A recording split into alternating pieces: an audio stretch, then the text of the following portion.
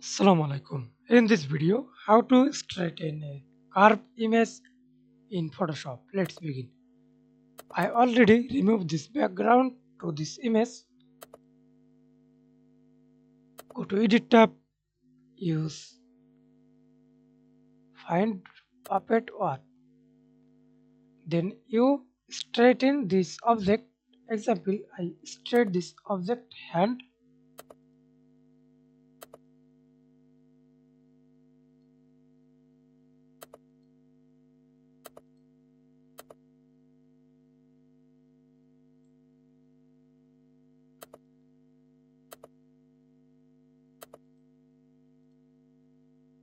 Okay, see this result.